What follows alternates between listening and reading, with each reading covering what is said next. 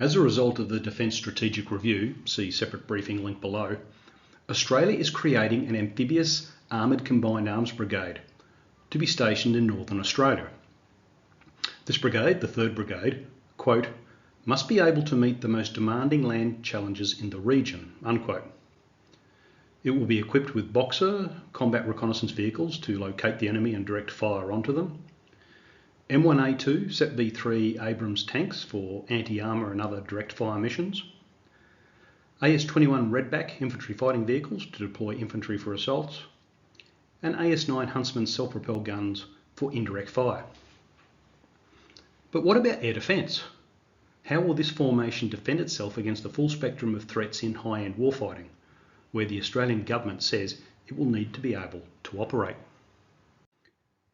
G'day and salutations. Today's briefing, Australian Army's air defence gap, the missing element. What air threats does the Armoured Brigade need to defend against?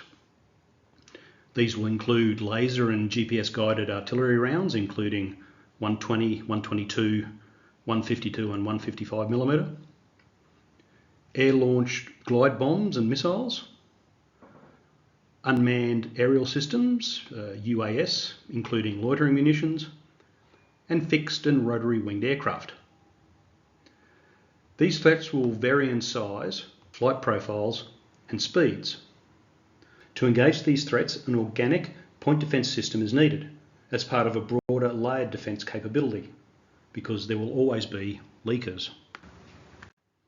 Countering these threats will require a spectrum of capabilities, including passive systems such as electronic warfare in the form of passive emitter locators, which are able to pick up data link signals used by the UASs, as well as RF jammers to jam such data links, neutralising the UASs without engaging a gun or missile system. An ideal capability to counter these threats will be non-kinetic active options, such as directed energy weapons, DEWs, including lasers. They deliver excellent cost per shot, but dwell time might be an issue against some targets. As yet, DEWs are not deployed in meaningful numbers in mobile formations. The Australian Army's current and future ground-based air defence capability is the NASAMS, utilising the Mark II canister, which can launch the standard AIM-120 AMRAAM, as well as the AMRAAM-ER and AIM-9X Block 2 Sidewinder.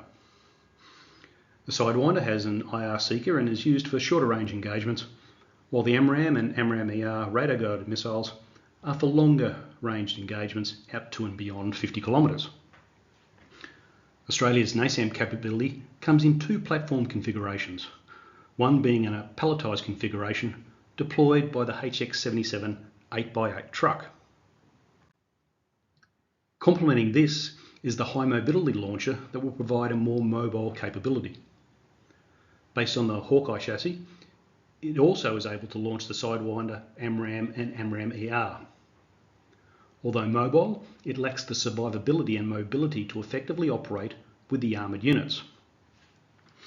Now, NASAMS can be used against some of the threat set being discussed today, but these are not a cost-effective solution.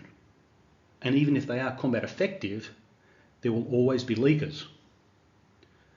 Given the nature of the threats, there is a requirement for a system combining a medium calibre gun using airburst munitions and short-range surface-to-air missiles.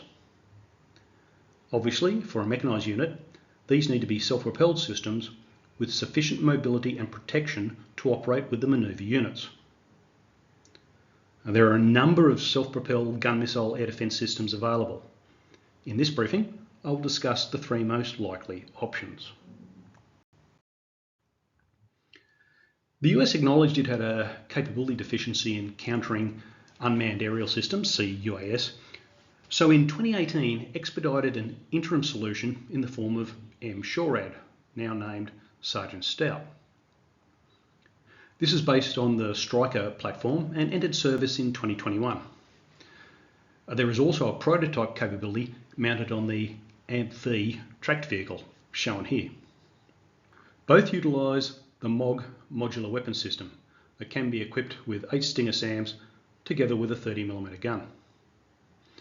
Australia at this stage is not planning on operating either of these 2 platforms, so work would need to be done fitting the Moog turret to an in-service vehicle, either the Boxer, AS-21 Redback or AS-9 Huntsman.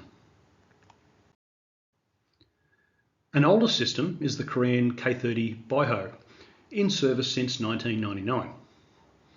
It is armed with two 30mm guns with a combined rate of fire of 1,200 rounds per minute and four Shingung SAMs.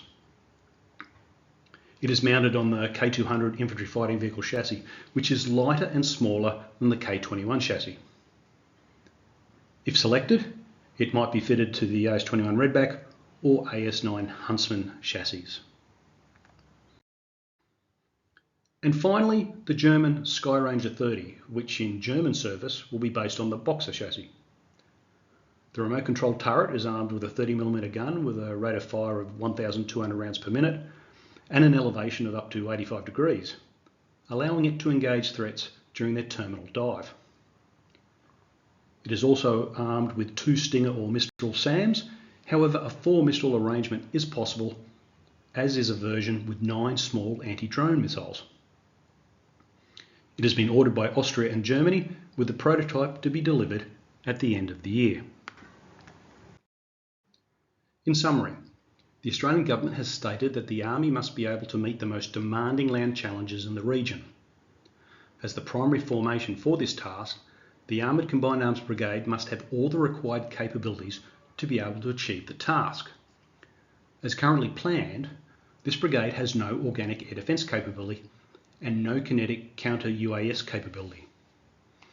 An organic, self-propelled point air defence capability with guns ranging out to around 3,000 metres and missiles to around 5 to 8 kilometres would fill the lower end gap of a layered integrated air and missile defence capability, with the NASAMS used for longer range engagements.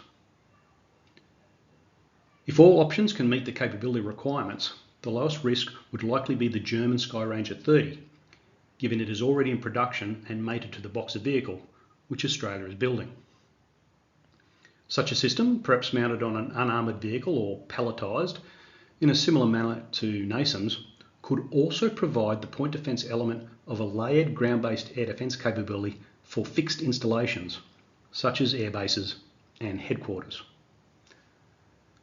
That concludes today's briefing. Thank you for watching.